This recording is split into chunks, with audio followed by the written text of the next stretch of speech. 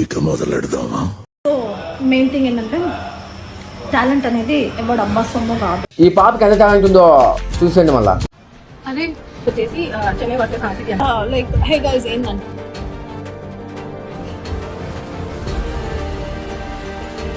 Talent చూపిస్తున్నావేంటి? This is the talent. ఇదో బతుక చెప్పండి. నేను ఒకటి చెప్తా, గుర్తుపెట్టుకో. కద్దా పాపకు వచ్చినంత ఫేమస్ కద్దలాంటికి రాదు.